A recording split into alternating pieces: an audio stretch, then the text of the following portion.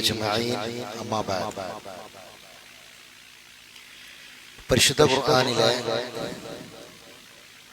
24-ാം അധ്യായമായ സൂറത്ത് നൂറിലെ 9-ാമത്തെ ആയത്തിന്റെ അർത്ഥവും വിശദീകരണവുമാണ് കഴിഞ്ഞ ക്ലാസ്സിൽ നമ്മൾ പറഞ്ഞ് അവസാനിപ്പിച്ചത്. ഇനി നമുക്ക് പഠിക്കാനുള്ളത് 10-ാമത്തെ ആയത്താണ്.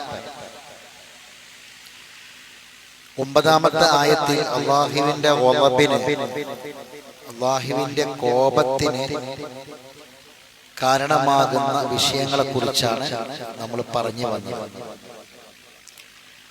എത്രമാത്രം ഗൗരവമുള്ള വിഷയമാണ് അല്ലാഹുവിന്റെ ഗളബ് ഒരാളുടെ മേൽ ഉണ്ടാവുക എന്ന് പറയുന്നത്.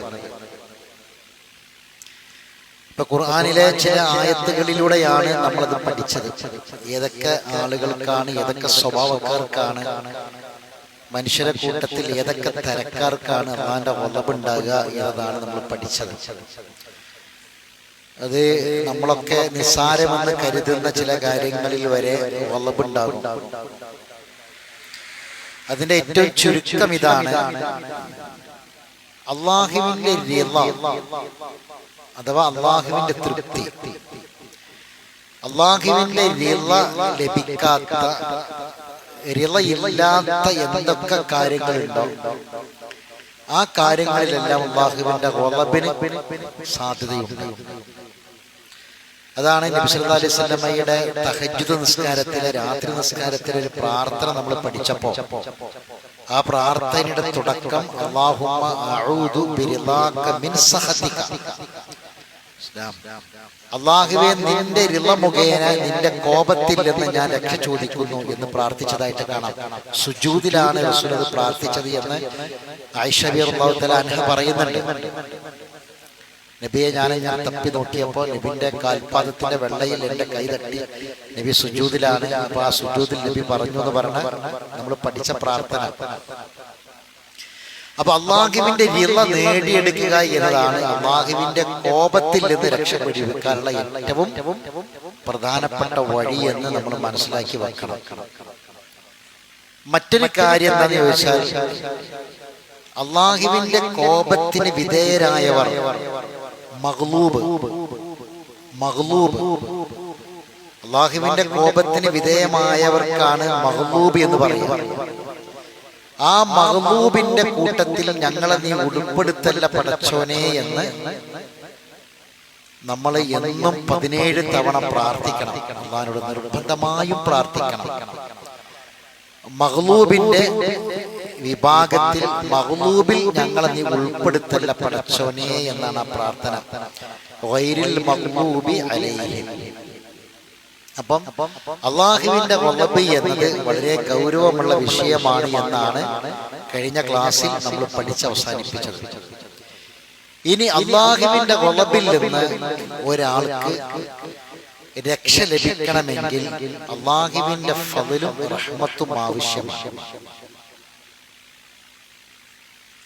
അല്ലാഹുവിന്റെ ഗളബിൽ നിന്ന് രക്ഷ ലഭിക്കാൻ അല്ലാഹുവിന്റെ ഫദ്ലും റഹ്മത്തും ആവശ്യമാണ്. അപ്പം 10-ാമത്തെ ആയത്തിൽ അല്ലാഹു തആല ആ വിഷയമാണ് പറയുന്നത്. അപ്പൊ ആയത്ത് എല്ലാവരും ഒന്ന് ഓതി നോക്കട്ടെ. എല്ലാവർക്കും കാണാതെ അറിയുന്ന നമ്മൾ പഠിച്ച ആയത്താണ്. വലൗലാ ഫദ്ലുല്ലാഹി അലൈക്കും വറഹ്മതുഹു വഅന്നല്ലാഹ തവ്വാബുൻ ഹകീം. അവിടെ ഓതുമ്പോൾ നമ്മൾ ശ്രദ്ധിക്കേണ്ടത് സദ്ദുള്ള നൂനിന് നമ്മൾ ആ സദ്ദുള്ള നൂനിനെ ഉന്നത്ത് കൊടുക്കണം. തവ്വാബുൻ എന്നിടത്ത് തൻവീൻ ഇദ്ഹാർ ചെയ്യണം. തവ്വാബുൻ എന്ന തൻവീനിനെ ഇദ്ഹാർ ചെയ്യണം. കാരണം ശേഷം ഇദ്ഹാറിന്റെ 6 അക്ഷരങ്ങളിൽപ്പെട്ട ഒരു അക്ഷരമാണ് ഹാ. തൻവീനിനെ വ്യക്തമാക്കേണ്ട 6 അക്ഷരങ്ങളുണ്ട്. അക്ഷരങ്ങളിൽപ്പെട്ടതാണ് ഹാ. അപ്പൊ അവിടെ വഅന്നല്ലാഹ തവ്വാബുൻ ഹകീം, വഅന്നല്ലാഹ തവ്വാബുൻ ഹകീം. കാണുന്നതോട്ടെ വലൗലാ ഫദ്ലുല്ലാഹി അലൈക്കും വറഹ്മതുഹു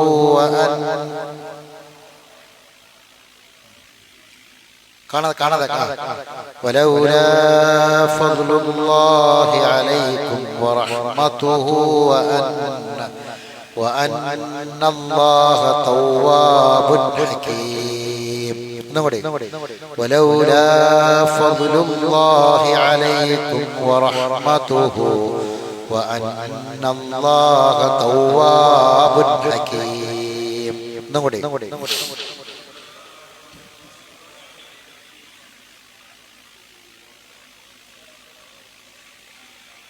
കാണാതെ വലൗലാ ഫദ്ലുല്ലാഹി അലൈക്കും വറഹ്മതുഹു വഅന്നല്ലാഹ തവ്വാബുൻ ഹകീം.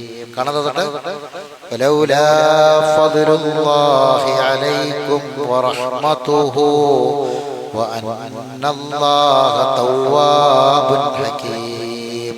ഒന്നുകൂടി.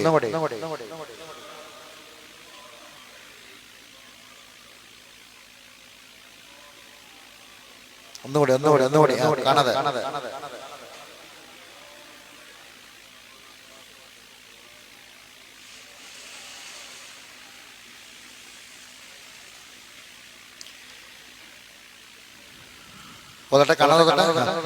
വലൗലാ ഫദ്ലുല്ലാഹി അലൈക്കും വറഹ്മതുഹു വഅന്നല്ലാഹ തവ്വാബുൻ ഹകീം. ഒന്നുകൂടി.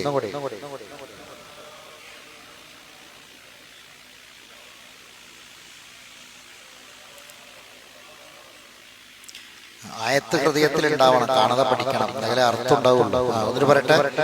വലൗലാ ഫദ്ലുല്ലാഹി അലൈക്കും വറഹ്മതുഹു വഅന്നല്ലാഹ തവ്വാബുൻ ഹകീം.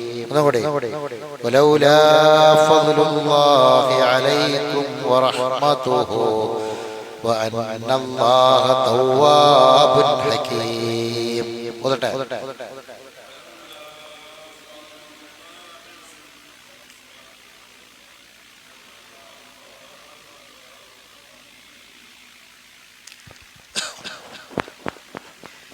തുടക്കം വലൗല എന്ന് പറഞ്ഞിട്ടാണ്. നമ്മൾ ഈ സൂറത്തില് ആദ്യമായിട്ടാണ് ലൗല എന്ന ഒരു വാക്ക് വരുന്നത്. ലൗല എന്നൊരു വാക്ക് വരുന്നത് ഈ സൂറത്തിൽ ആദ്യമായിട്ടാണ്. പക്ഷേ ഇനി ഈ ലൗല കൊണ്ടൊരു കളിയാണ്. അടുത്ത ആയത്തിലൊക്കെ ഒന്ന് വായിച്ചു. അത് കഴിഞ്ഞാല് ഇതിന് ശേഷം 12-ാമത്തെ ആയത്ത്, 13-ാമത്തെ ആയത്ത്, 14-ാമത്തെ ആയത്ത് ഒക്കെ തുടങ്ങണം. എന്തുകൊണ്ടാ? 12 ലൗല അല്ലെ, 13 ലൗല, 14 ലൗല, 16 വലൗല, പിന്നെ 20. അതിങ്ങനെ വന്നുകൊണ്ടിരിക്കുകയാണ് ഇൻഷാ അല്ലാഹ്. അപ്പൊ നമുക്ക് ഇതൊന്ന് പഠിക്കണം. പരിശുദ്ധ ഖുർആനിന്റെ ഓരോ പദങ്ങളും വളരെ പ്രധാനമാണ്. അത് പ്രയോഗിച്ചിട്ടുള്ള സ്ഥലങ്ങൾ, ഖുർആനിന്റെ ശൈലി, അത് ശരിക്കും ഡയറക്റ്റാണ്. ഇപ്പൊ നമ്മളൊരു പുസ്തകം വായിക്കുമ്പോ, ഏതെങ്കിലും ഒരു പുസ്തകം വായിക്കുകയാണെങ്കിൽ ആ പുസ്തകം എഴുതിയ ആളുടെ, അയാളെ അനുഭവങ്ങൾ, അയാളെ ജീവിതമൊക്കെയാണ് പലപ്പോഴും ഒരു പുസ്തകമായിട്ട് വരിക. അത് കഥകളാണെങ്കിലും മറ്റ് പിന്നെ കവിതകളാണെങ്കിലും ഗദ്യമാണെങ്കിലും പദ്യമാണെങ്കിലും ഒക്കെ അങ്ങനെ വരിക. പക്ഷെ ഖുർആൻ എന്ന് പറയുന്നത് അല്ലാഹു നമ്മളോട് ഇങ്ങനെ ഡയറക്റ്റ് സംസാരിക്കാൻ, അതിന് അഭിസംബോധന അങ്ങനെ. അതുകൊണ്ടാണ് ഖുർആൻ എപ്പോഴും എന്ത് ചെയ്യണത്, നമ്മളെ ഹൃദയത്തെ വല്ലാതെ ടച്ച് ചെയ്യുന്നത്. ഇപ്പൊ ഈ കഴിഞ്ഞ ദിവസം ഈ അമേരിക്കക്കാരനായ ഒരു വ്യക്തി, അയാളെ പേര് പിന്നെ ഷോൺ എന്നാണ്, അമേരിക്കക്കാരനാണ്. അയാള് ഇസ്ലാമിനെ കുറിച്ചൊക്കെ പഠിച്ചു. അയാളെ ഭാര്യനോട് അയാൾ പറയാണ്, നമുക്ക് ഇസ്ലാം സ്വീകരിക്കണം എന്ന് പറയണം. അപ്പൊ ഭാര്യ പറഞ്ഞു, ഭാര്യ ഒരു പ്രൊഫസറാണ്, പിന്നെ ഒരു കോളേജ് പ്രൊഫസറാണ്, ഡോക്ടറേറ്റ് കിട്ടിയ ആളാണ്, ഒക്കെയാണ് ഭാര്യ. ഇയാള് പൊതുവേദികളിലൊക്കെ മോട്ടിവേഷനൊക്കെ നടത്തുന്ന പ്രസിദ്ധനായ ഒരു വ്യക്തിയാണ് ഈ ഷോൺ എന്ന് പറഞ്ഞ ആള്. ആളുകൾക്കിടയിലൊക്കെ അറിയപ്പെടുന്ന ആള്. അപ്പൊ അയാൾ ഭാര്യനോട് പറഞ്ഞു, നമുക്ക് ഇസ്ലാം സ്വീകരിക്കണം. അപ്പൊ ഭാര്യ പറഞ്ഞു, ഞാൻ എന്തെന്നെ സ്വീകരിച്ചാൽ ഇസ്ലാം സ്വീകരിക്കുക. കാരണം ഇസ്ലാമിനെ പറ്റി ഞാൻ കേട്ടതും പഠിച്ചതും ഒക്കെ അങ്ങനെയുള്ള കാര്യങ്ങളാണ്. അതുകൊണ്ട് ഇസ്ലാം ഞാൻ സ്വീകരിക്കില്ല എന്ന് പറഞ്ഞു.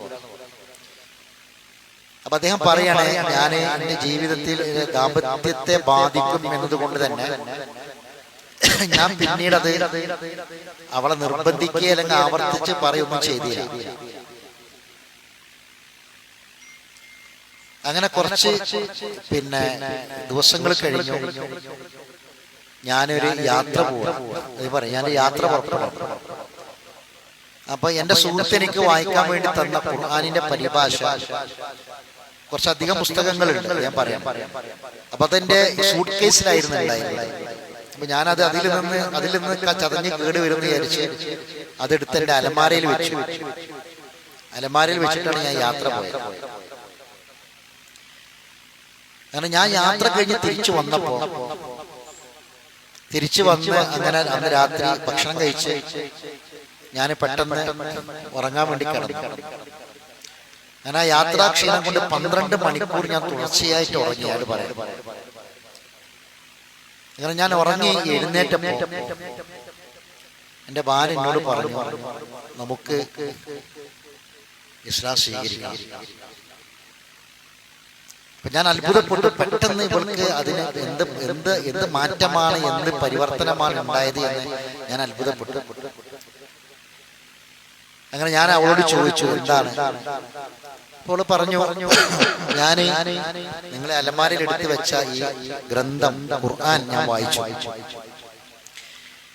ഞാന് അതിന്റെ പകുതിയോളം ഈ രാത്രിയുടെ പകുതി സമയം ഇരുന്ന് ഞാനത് വായിച്ചു, പകുതിയോളം വായിച്ചു. അത് വായിച്ചപ്പോ എനിക്ക് മനസ്സിലായത്, ഞാൻ കേട്ട, ഞാൻ മനസ്സിലാക്കിയ പ്രവാചകനല്ല മുഹമ്മദ് നബി, ഗ്രന്ഥമല്ല ഖുർആൻ എന്ന് എനിക്ക് മനസ്സിലായി. കാരണം അധികവും സിനിമകളിലും അതുപോലെ തന്നെ മറ്റ് പിന്നെ വീഡിയോകളിലും സോഷ്യൽ മീഡിയകളിലും ഒക്കെ പ്രചരിപ്പിക്കപ്പെടുന്ന പലതും അസത്യമാണ് എന്ന് ഖുർആൻ വായിച്ചപ്പോൾ എനിക്ക് മനസ്സിലായി. അദ്ദേഹം പറയുന്നത്, ഞാൻ ഒരിക്കലും അവള് വായിക്കണം എന്ന് വിചാരിച്ച അലമാരയ്ക്ക് എടുത്ത് വെച്ചൊന്നുമല്ല, ഞാൻ അവളെ നിർബന്ധിച്ചിട്ടുമില്ല. അപ്പൊ ഈ ഭാര്യ ഇസ്ലാം സ്വീകരിക്കൂല എന്ന് തീർത്ത് പറഞ്ഞ വിഷയം ഞാൻ എൻ്റെ സുഹൃത്തായ ഒരു പണ്ഡിതനോട്, ഒരു ആലിമിനോട് പറഞ്ഞിരുന്നു. അപ്പൊ അദ്ദേഹം എന്നോട് പറഞ്ഞത്, ഒരിക്കലും നിങ്ങൾ ഭാര്യനെ ഇസ്ലാമിലേക്ക് നിർബന്ധിക്കാൻ പാടില്ല, മതത്തിലേക്ക് നിർബന്ധിക്കാൻ പാടില്ല, ഒരിക്കലും അങ്ങനെ ചെയ്യരുത് എന്ന് എന്നോട് പറഞ്ഞിരുന്നു. അപ്പൊ ഞാൻ ഈ പുസ്തകം എടുത്ത് വെച്ചത് അവൾ വായിക്കട്ടെ വിചാരിച്ചിട്ട് വെച്ചൊന്നുമല്ല. ഞാനിങ്ങനെ സത്യസന്ധമായിട്ട് എന്റെ ഖുർആൻ ഈ എന്റെ പെട്ടിയിൽ ഇരുന്നത് കേട് വരണ്ടെന്ന് വിചാരിച്ച അൽമാരിൽ എടുത്ത് വെച്ചതാണ്. പക്ഷെ അവിടെ ഒരു പ്രൊഫസറാണ്, ഡോക്ടറേറ്റ് കിട്ടിയ ആളാണ്, നല്ല ബുദ്ധിയുള്ള ആളാണ്, നല്ല അറിവുള്ള വ്യക്തിയാണ്. അങ്ങനെ അവര് രണ്ടുപേരും പിന്നീട് ഒരു യാത്ര തുടർന്നു പോവുകയും അങ്ങനെ അവര് രണ്ടുപേരും കലിമത്ത് ഷഹാദത്ത് ചൊല്ലുകയും ചെയ്തു. എന്റെ വീഡിയോ എന്റെ കയ്യിലുണ്ട്. അപ്പൊ അത് ഒരാൾ അയച്ചു തന്നതാണ്, അമേരിക്കക്കാരനായ ഷോണിന്റെ, അയാളുടെ ഭാര്യ ഇസ്ലാം സ്വീകരിച്ചത്. അപ്പൊ അവരെന്റെ ഇസ്ലാം സ്വീകരിച്ച് ഇസ്ലാമിലേക്ക് വന്നത് ഒരു രാത്രിയുടെ പകുതിയോളം അവർ ഈ ഗ്രന്ഥം വായിക്കാൻ, ഖുർആൻ വായിക്കാൻ, ഖുർആന്റെ പരിഭാഷ, ഇംഗ്ലീഷ് പരിഭാഷ വായിക്കാൻ, ആ വായിക്കുന്നതിലൂടെ അവർക്ക് ബോധ്യപ്പെടും എന്താണ് നമുക്കിതിൽ നിന്ന് ഉൾക്കൊള്ളാനുള്ളത്. ഖുർആൻ ശരിക്ക് സംവദിക്കുന്നത് വായിക്കുന്ന ഓരോ വ്യക്തിയോടുമാണ്. ഖുർആൻ കുറെ കഥകൾ പറഞ്ഞു പോവല്ല, ഞാനതാ പറഞ്ഞത്. ഏതൊരു വ്യക്തി, ഇപ്പം പിന്നെ സാഹിത്യകാരൻ വൈക്കം മുഹമ്മദ് ബഷീർ, അയാൾ കുറെ മലയാള സാഹിത്യത്തിലെ കുലപതിയാണ്, മലയാള ഭാഷയിലെ സാഹിത്യത്തിലെ വലിയ ആളാണ്. അദ്ദേഹം എഴുതിയ പുസ്തകങ്ങളൊക്കെ എന്താണ്?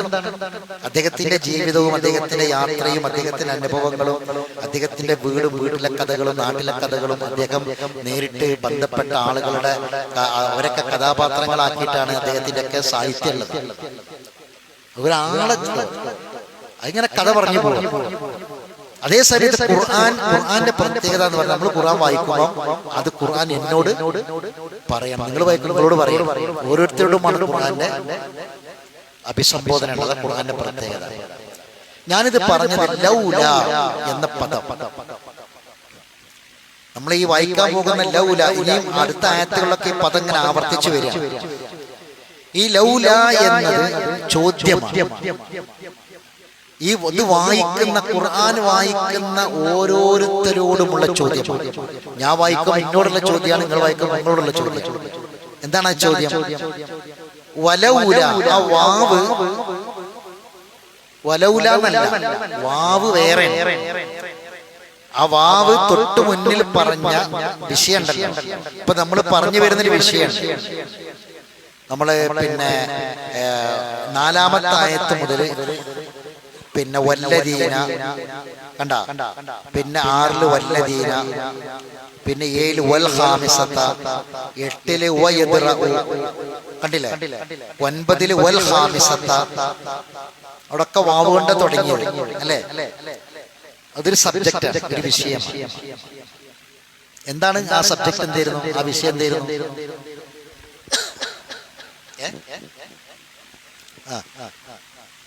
ഒരു പെണ്ണിന്റെ മേൽ വ്യഭിചാരം ആരോപിക്കുക എന്ന വലിയ കുറ്റമാണ്.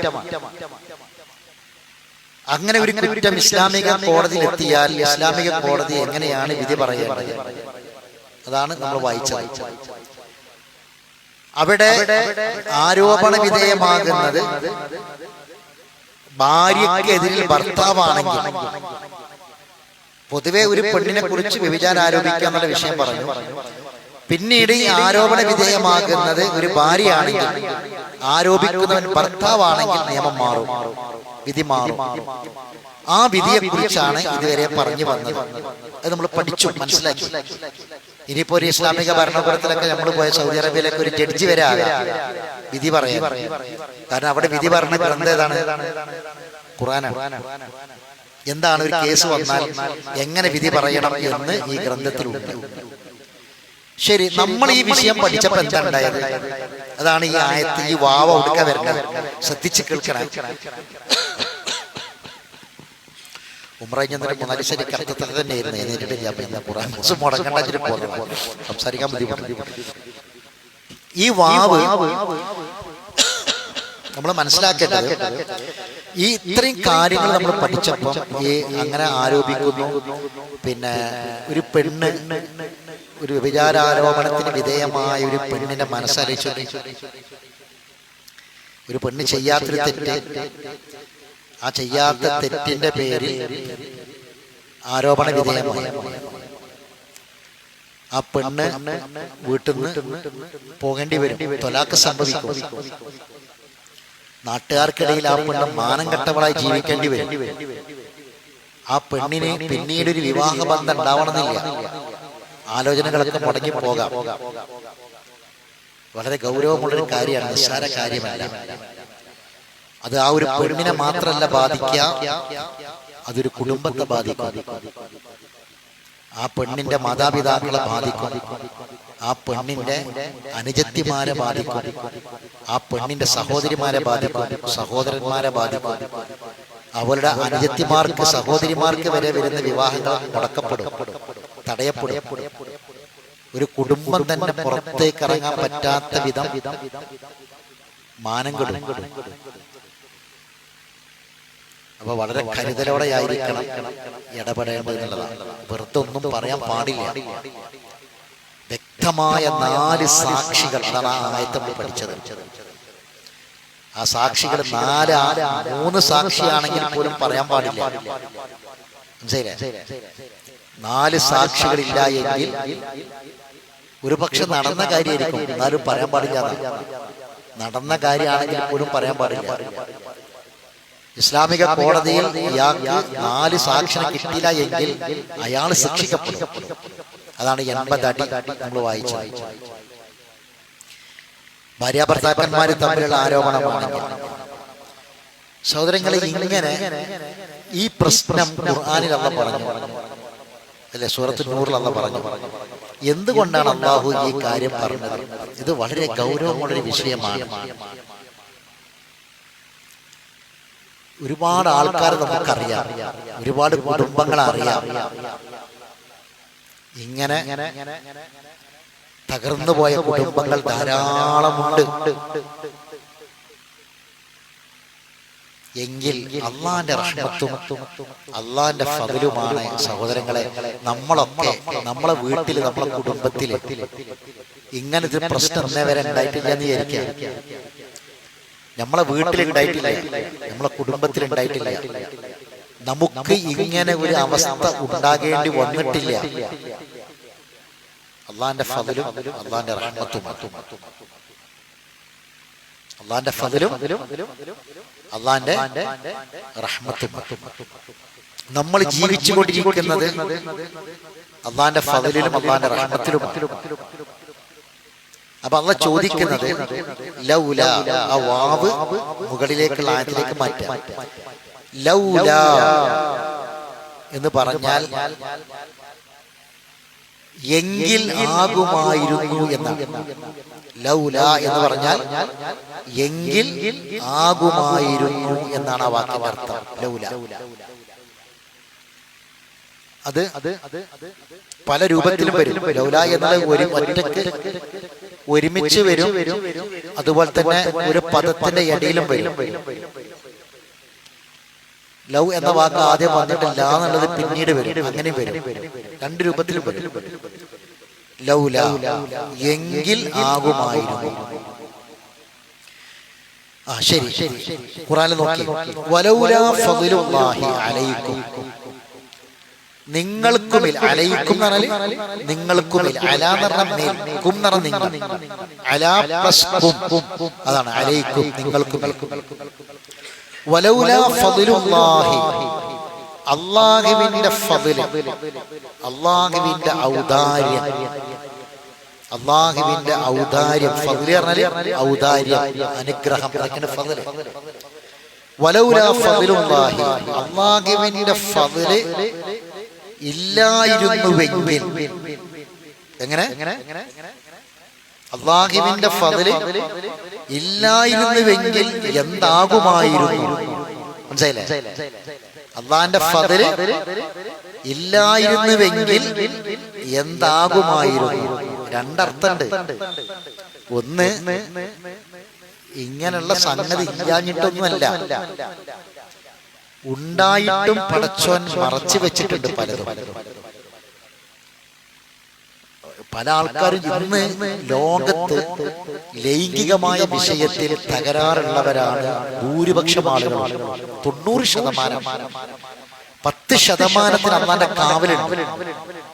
90% അവിഹിതങ്ങളോ വേണ്ടാത്ത കാര്യങ്ങളോ ഇല്ലാത്തത് കൊണ്ടോ നടക്കാത്തത് കൊണ്ടോ അല്ല, അള്ളാഹു മറച്ചു വെച്ചത് കൊണ്ടാണ്, അള്ളാഹു ഗോപ്യമാക്കി വെച്ചത് കൊണ്ടാണ് പലരും ഇന്ന് ജീവിച്ചു കൊണ്ടിരിക്കുന്നത്. നമ്മൾ മനസ്സിലാക്കണം, അള്ളാന്റെ ഫദ്ലാണത്. അള്ളാഹു പരസ്യമാക്കിയില്ല, അതുകൊണ്ടാണ് പലരും ജീവിക്കുന്നത്. അള്ളാന്റെ ഫദ്ലുകൊണ്ടാണ്. അള്ളാഹുവിന്റെ ഫദ്ൽ ഇല്ലായിരുന്നുവെങ്കിൽ എന്താകുമായിരുന്നു അവസ്ഥ? എത്ര കാലം ഭർത്താവിന്റെ അവിഹിതം, ഭാര്യയുടെ അവിഹിതം വർഷങ്ങളോളം നീണ്ടുപോയിട്ട് 10-30 കൊല്ലമായിട്ട് ഞാൻ കഴിഞ്ഞ ഇതിന്റെ തുടക്കത്തിലൊരു ക്ലാസ്സിൽ പറഞ്ഞിരുന്നു. 59-55 വയസ്സിന്റെ മേലെയുള്ള 2 ദമ്പതികൾ എന്റെ മുന്നിൽ ഒരു കൗൺസിലിങ്ങിന് വന്ന കഥ ഞാൻ പറഞ്ഞു. ആലോചിക്കണം, 55 വയസ്സെന്നൊക്കെ പറഞ്ഞാൽ എത്ര ആയിന്ന് ആലോചിക്കണം. അപ്പം ആരോപിക്കുന്നത് 10-30 കൊല്ലങ്ങളായിട്ട് നടക്കുന്നു എന്നാണ്. ഇത്രയും വർഷം ഇവർക്കൊരു പ്രശ്നമില്ലാതെ ജീവിച്ചു. എങ്ങനെ ഇത് ഉണ്ടായിട്ട് ഇല്ലാതിരുന്നത് കൊണ്ടായിരുന്നില്ല ഇത്രയും കൊല്ലം അവർ ജീവിച്ചത്. അത്രയും കൊല്ലം അവർ ജീവിച്ചത് അള്ളാഹ് മറച്ചു വെക്കണം. പലരും ഇതെല്ലാം ഒരു അർദ്ധരാത്രിയിൽ സൂര്യൻ ഉദിച്ചിരുന്നെങ്കിൽ എന്നൊക്കെ ചില ആൾക്കാർ പറഞ്ഞ മാതിരി അള്ളാഹു ഇതെല്ലാം വ്യക്തമാക്കിയിരുന്നുവെങ്കിൽ എന്താകുമായിരുന്നു ബഹുഭൂരിപക്ഷത്തിന്റെയും കുടുംബത്തിന്റെ അവസ്ഥ. അള്ളാഹുവിന്റെ ഫദ്ല് ഇല്ലായിരുന്നുവെങ്കിൽ എന്താകുമായിരുന്നു. ഞാൻ പറഞ്ഞു, നമ്മുടെ ഹൃദയത്തോടെ ചോദിക്കണം. അള്ളാഹ് സംവദിക്കുന്നത് ഡയറക്റ്റാ, നമ്മളെ ഹൃദയത്തിനുള്ളിലേക്കാണ് അത് ചോദിക്കുന്നത്. വലൗലാ ഫദ്ലുല്ലാഹി അലൈക്കും, നിങ്ങൾക്കുമേൽ അള്ളാഹുവിന്റെ ഫദ്ൽ ഇല്ലായിരുന്നുവെങ്കിൽ, വറഹ്മതുഹു, അവന്റെ കാരുണ്യവും ഇല്ലായിരുന്നുവെങ്കിൽ എന്താകുമായിരുന്നു നിങ്ങളെ അവസ്ഥ എന്ന് മാത്രല്ല, തീർച്ചയായും അല്ലാഹു തവ്വാബുൻ, ഏറെ തൗബ സ്വീകരിക്കുന്നവനും, ഹകീം, യുക്തിമാനുമായിരുന്നു. അള്ളാഹു ഏറെ തൗബ സ്വീകരിക്കുന്നവനും യുക്തിമാനും അല്ലാതിരിക്കുകയും ചെയ്തിരുന്നുവെങ്കിൽ എന്താകുമായിരുന്നു. ഇവിടെ ആ വാവ് ഉള്ളതുകൊണ്ടാണ് അങ്ങനെ അർത്ഥം പറയുന്നത്. ഹക്കീം എന്ന് പറഞ്ഞത് വാവില്ലാതെയാണെങ്കിൽ അവിടെ അർത്ഥം എങ്ങനെയായിരിക്കും? അള്ളാഹിന്റെ ഫദ്ലും റഹ്മത്തും ഇല്ലായിരുന്നുവെങ്കിൽ നിങ്ങൾ അവസ്ഥ എന്താകുമായിരുന്നു? തീർച്ചയായും അള്ളാഹു തവ്വാബുൻ ഹക്കീമുമാണ് എന്നാണ് അർത്ഥം കിട്ടുക. പക്ഷെ അവിടെ വാവ് വന്നത് കൊണ്ട് എന്താക്കണം? ഈ മേലത്തെ ആയത്തിലെ അർത്ഥത്തിലേക്ക് ചേർക്കണം. അള്ളാഹു തവ്വാബും ഹക്കീമും ആകാതിരിക്കുകയും ചെയ്തിരുന്നുവെങ്കിൽ എന്താകുമായിരുന്നു നിങ്ങളെ അവസ്ഥ? അള്ളാഹു ഹക്കീമാണ്. അള്ളാഹു ഹക്കീമായതുകൊണ്ടാണ് എന്ത് ചെയ്യുന്നത്? അള്ളാഹു യുക്തിമാനായതുകൊണ്ടാണ് അള്ളാഹു പലതും മറച്ചു വെക്കണം. അല്ലെങ്കിൽ എന്തേക്കാര അവസ്ഥ? മനുഷ്യന് ജീവിക്കാൻ കഴിയും. അള്ളാഹുവിന്റെ യുക്തിയാണ്, അള്ളാഹു ഹക്കീമാണ്. അതോടൊപ്പം തന്നെ ഒരു മനുഷ്യന് അള്ള അവസരം കൊടുക്കും. നമ്മളൊന്ന് ആലോചിച്ച, ഒരു മനുഷ്യൻ കുറെ തെറ്റിയത് ജീവിച്ചു, കുറെ തെറ്റിയപ്പോ എനിക്ക് എന്റെ മുന്നിൽ വന്ന മറ്റൊരു കേസാണ്. ചെറുപ്പക്കാരൻ, കുറെ കാലം അയാൾ ബോംബെയിലായിരുന്നു. നല്ല സമ്പത്തുള്ള, നല്ലൊരു തറവാട്ട് പറഞ്ഞൊരു ചെറുപ്പക്കാരൻ. നല്ല ജോലി എന്ന് പറഞ്ഞാല് നല്ല ഒരു ഉയർന്ന കമ്പനിയിൽ എഞ്ചിനീയർ ആയിട്ട് കുറെ കാലം 10-25 കൊല്ലം ബോംബെയിലായിരുന്നു അദ്ദേഹം ജീവിച്ചത്. ഭാര്യന്റെ മുന്നിലും കുടുംബത്തിന്റെ മുന്നിലൊക്കെ വളരെ നല്ല മനുഷ്യനായിട്ടാണ്. പക്ഷെ അയാളെ സ്വകാര്യതകളിലേറെയും അയാളുടെ ബോംബെ ജീവിതത്തിൽ അയാൾ ചെലവഴിച്ചത് പല നിശാ ക്ലബുകളിലായിരുന്നു അദ്ദേഹം ഉണ്ടായിരുന്നത്. പിന്നീട് അദ്ദേഹത്തിന് വലിയ മാറ്റം വന്ന് ഖുർആൻ പഠിതാവായി, ഖുർആൻ പഠിക്കാൻ വേണ്ടി വന്ന് വലിയ മാറ്റം ഉണ്ടായിട്ട് അദ്ദേഹം ഒരിക്കൽ സങ്കടത്തോടു കൂടി പറഞ്ഞതാണ്, ഞാന് സത്യത്തിൽ എന്റെ ഭാര്യ എന്നും വിളിക്കും, വർത്താനം പറയും, എന്റെ വിവരങ്ങൾ ചോദിക്കും, എത്ര വിശ്വാസമാണ് എന്നെ. ഞാൻ വരുന്നത് കാത്തിരിക്കും. ഞാൻ 2 മാസം കഴിയുമ്പോൾ നാട്ടിൽ പോകും. 2 മാസം കഴിയുമ്പോൾ നാട്ടിൽ പോകുമ്പോൾ എന്നെ അവള് കാത്തിരിക്കുകയാണ്. അത്രയും സംതൃപ്തമായ ജീവിതമാണ്. പക്ഷെ അവിടുന്ന് അവധി കഴിഞ്ഞ് ഞാൻ വന്നാൽ വീണ്ടും ഞാൻ പോണത് വേറെ കേന്ദ്രത്തിലേക്കാണ്. അപ്പൊ ഇത്രയും കാലം ഞാൻ എന്റെ ഭാര്യനെ വഞ്ചിച്ചില്ല. ഇനി അത് എനിക്ക് പടച്ചോ മാപ്പ് നൽകിയാലും അവളുടെ മനസാക്ഷിയുടെ കോടതിയിലേക്ക് മാപ്പ് കിട്ടോ? ഞാൻ അത് അവളോട് തുറന്ന് പറയണ്ടേ? ഞാൻ ഇത്രയും കാലം എന്നെ വഞ്ചിക്കുകയായിരുന്നു, തുറന്ന് പറയണ്ടേ എന്നതാണ് അദ്ദേഹത്തിന്റെ ചോദ്യം. ഒരു കൗൺസിലിംഗിന്റെ ഭാഗമായുള്ള ചോദ്യം. ഞാൻ പഠിച്ച ഖുർആനിന്റെ അടിസ്ഥാനത്തിൽ ഞാൻ പഠിച്ചിട്ടുള്ള ആശയം എന്താണെന്ന് പറയണമെന്നല്ല, എന്താ പറയരുത്. ഞാൻ പറഞ്ഞു, അള്ള മറച്ചു വെച്ചത്. ഇത്രയും കാലം ആര് മറച്ചു വെച്ചതാ? അള്ള മറച്ചു വെച്ചത് നീ വെളിവാക്കരുത്. അള്ള മറച്ചു വെച്ച ഒരു കാര്യം നീ എന്താക്കരുത്? വെളിപ്പെടുത്തരുത്. അങ്ങനെ വെളിപ്പെടുത്തിയാൽ ഒരു പക്ഷെ അവളെ മനസ്സ് മറിയും. ഇത്രയും കാലം ഉണ്ടായിരുന്നതെല്ലാം തകർന്നു പോകും. ഈ ആയത്തിന്റെ വലുപ്പങ്ങൾ ആലോചിച്ചു. അള്ള തവ്വാബാണ്. ഞാൻ പറഞ്ഞു, അള്ള മറച്ചു വെച്ചിട്ടുണ്ടെങ്കിൽ അള്ള നിനക്ക് പുറത്തു തന്നാൽ പ്രശ്നമില്ല. നീ ഈ ചെയ്ത തെറ്റ് ആരോട് ഏറ്റുപറയണം? അള്ളാഹിനോട് ഏറ്റു പറയണം. അള്ളാഹിനോട് തൗബ ചെയ്യണം. അള്ളാഹിനോട് ഏറ്റു പറയണം. അള്ളാഹു ഏറെ തൗബ സ്വീകരിക്കുന്നവനാണ്. അള്ളാഹു തവ്വാബ് മാത്രമല്ല, അള്ളാഹു ഹക്കീമാണ്. അപ്പൊ വേണ്ടത് എന്താണ്? അത് പറയലല്ല വേണ്ടത്. നമ്മളൊരു തിന്മ നമ്മൾ ചെയ്തു, ഒരു തിന്മ ഒരിക്കലും എന്ത് ചെയ്യരുത്? പരസ്യമാക്കാൻ പാടില്ല. ഇൻഷാ അല്ലാഹ് ആയത്ത് വരാൻ പോകും, നൂർ തന്നെ വരാൻ പോകും. ഒരു തിന്മ അത് നമ്മളതാവട്ടെ വേറൊരാളതാവട്ടെ. ഇപ്പൊ നമ്മളിങ്ങനെ ഒരു രാത്രി ഒരു പെണ്ണ് മാത്രം താമസിക്കുന്ന ഒരു വീട്ടിൽ നിന്ന് ഒരാൾ കിട്ടി ഇറങ്ങി വരിക. ആ ഇറങ്ങി വരുന്ന ആള് നമ്മളെ പ്രധാനപ്പെട്ട നമ്മളെ പള്ളിയായിട്ട് ബന്ധപ്പെട്ട ഒരാളാണ്.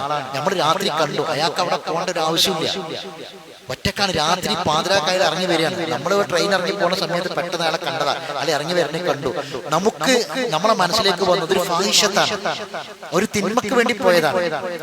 കണ്ടു നീ ഒരിക്കലും എന്ത് ചെയ്യാൻ പാടില്ല, ആ കണ്ടത് തിന്മ പ്രചരിപ്പിക്കാൻ പാടില്ല, പറയാൻ പാടില്ല.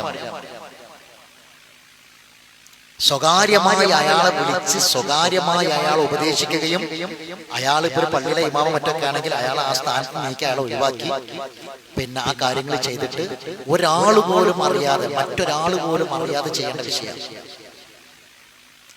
അപ്പൊ ഒരു ഫാഹിഷത്ത്, നമ്മൾ ചെയ്യുന്ന ഫാഹിഷത്താവട്ടെ വേറൊരാളെ ഫാഹിഷത്താവട്ടെ പ്രചരിപ്പിക്കാൻ പാടില്ല, പറയാൻ പാടില്ല.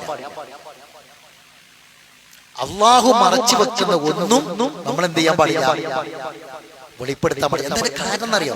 തിന്മയെ നിസ്സാരവൽക്കരിക്കല്ല, ഒരു തെറ്റിനെ നിസ്സാരവൽക്കരിക്കല്ല, മറിച്ച് എന്താ ഉണ്ടാവുക? ഒരു കുടുംബം അത് കാരണം തകരരുത്. എന്റെ സ്വഭാവ ദൂഷ്യം കാരണം എന്റെ വാപ്പിന്യത്തിന് കാരണം, അങ്ങനെ ഒരു ഇസ്ലാമില്ല. എന്റെ സ്വഭാവ ദൂഷ്യം കാരണം എന്റെ പെണ്ണ് എന്തിന് സങ്കടപ്പെടണം, എന്റെ പെണ്ണ് എന്തിന് പൊട്ടിക്കരയണം, എന്റെ സ്വഭാവ ദൂഷ്യം കാരണം.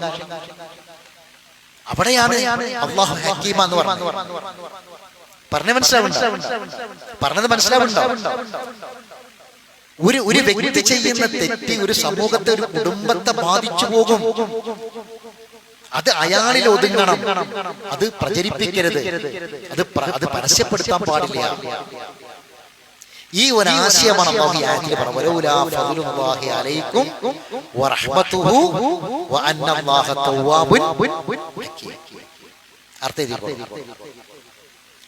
അല്ലാഹുവിന്റെ അനുഗ്രഹവും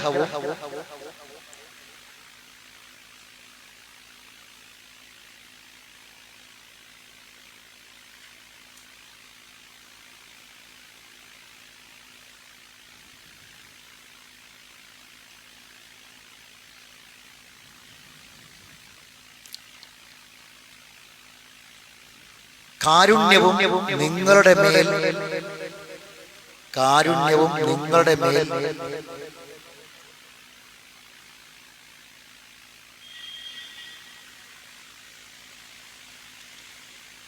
ഇല്ലാതിരിക്കുകയും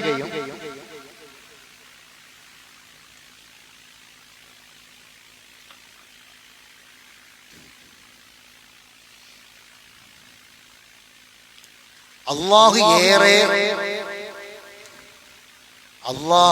ഏറെ പശ്ചാത്താപം സ്വീകരിക്കുന്നവനും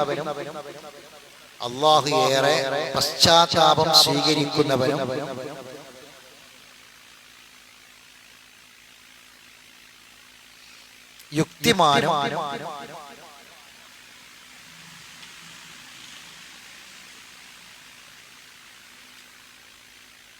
അല്ലാതിരിക്കുകയും ചെയ്തിരുന്നെങ്കിൽ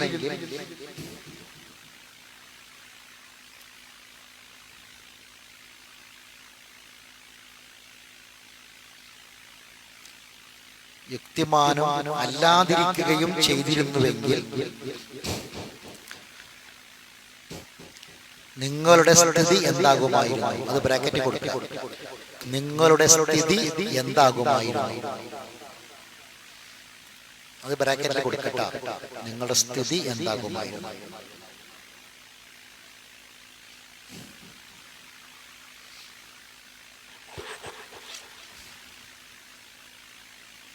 ഇനി നമ്മൾ ഇതിൽ പഠിക്കേണ്ട ഏറ്റവും പ്രധാനപ്പെട്ട ഒരു പോയിന്റ്, ഖുർആനിൽ അല്ലാഹു ഈ ചോദ്യം പല സ്ഥലത്ത് ചോദിക്കുന്നുണ്ട്. ലൗല ലൗല ലൗല, ഇതിന്റെ ഒരു ഉത്തരം ഉണ്ടാവൂലേ? അള്ളാഹിന്റെ ഫദ്ലും റഹ്മത്തും ഇല്ലായിരുന്നുവെങ്കിൽ, അള്ളാഹുവിന്റെ ഫദ്ലും റഹ്മത്തും ഇല്ലായിരുന്നുവെങ്കിൽ എന്താകുമായിരുന്നു? അതും അല്ലാഹു പറയും. ഈ ചോദ്യത്തിന്റെ ഉത്തരം നമ്മൾ കണ്ടെത്തണം. ഈ ചോദ്യത്തിന്റെ ഉത്തരം കണ്ടെത്തുമ്പോഴാണ് ഈ ആയത്തിന്റെ അർത്ഥം പൂർണ്ണാവുക. അതാണ് തദബ്ബുർ എന്ന് പറഞ്ഞത്. നമുക്കൊരു ഉത്തരം ഉണ്ടാവും, പക്ഷെ നമ്മൾ പറഞ്ഞ ഉത്തരമല്ല, അള്ളാഹു ഒരു ഉത്തരം പറയും. അത് ഖുർആൻ തന്നെ ഉണ്ട്. അള്ളാഹിന്റെ ഫദ്ലും റഹ്മത്തും ഇല്ലായിരുന്നു, ഇതൊരു സ്ഥലത്തല്ല, പല സ്ഥലത്ത് ആവർത്തിക്കുന്നുണ്ട്. അവിടെ എവിടെയും അള്ളാഹു അതിന്റെ ഉത്തരം പറയുമ്പോൾ അത് നമ്മൾ കണ്ടെത്തണം. അപ്പൊ ആദ്യം നമുക്ക് നോക്കേണ്ടത് സൂറത്ത് ഇസ്രാ 17-ാം അധ്യായം. 17.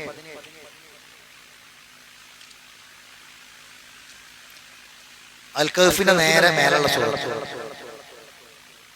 തൊട്ട് മുകളിൽ അൽ കഹ്ഫിന്റെ ഖുർആന്റെ നടുവിൽ മറച്ചാൽ മതി. അതിലെ 94 മുതൽ 102 വരെ, 94ാമത്തെ ആയത്ത് മുതൽ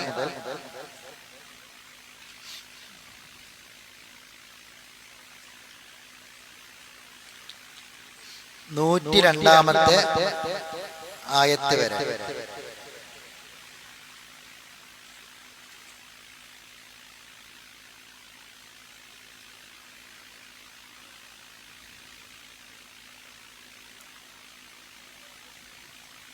വായിച്ചോളി.